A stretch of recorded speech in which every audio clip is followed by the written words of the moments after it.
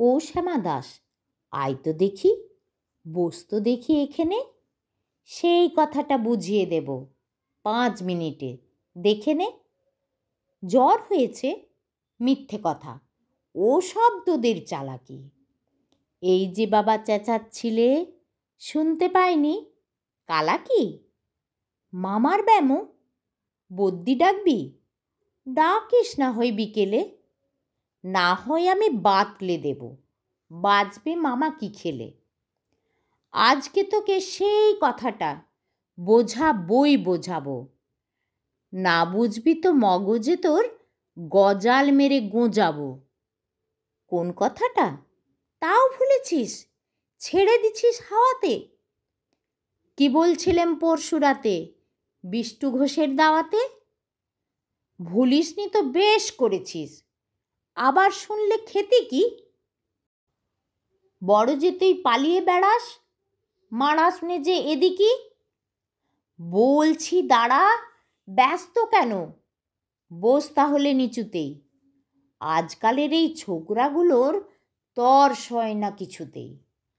আবার দেখো, বসলি কেন? বইগুলো আন নামিয়ে।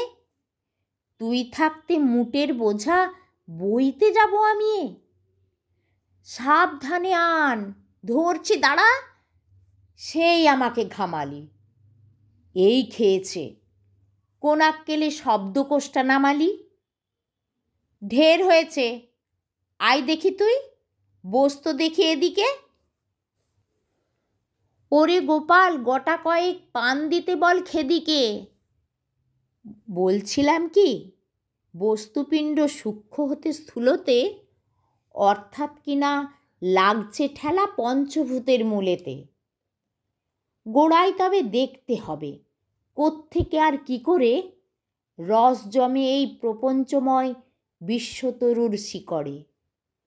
অর্থাৎ কিনা এই মনে কর রোদ পড়েছে ঘাসেতে, এই মনে কর চাঁদের আলো পড়ল তারই পাশেতে।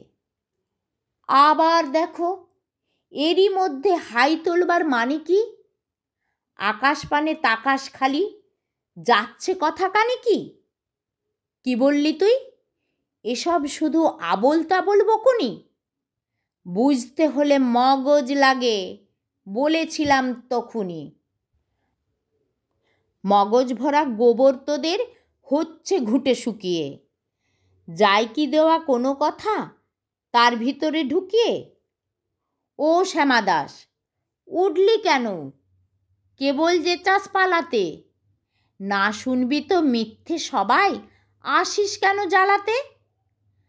তত্ত্ব কথা যায় না কানে, যতই মরি চেঁচিয়ে। ইচ্ছে করে ডান পিঠেদের কান মুলে দি পেঁচিয়ে।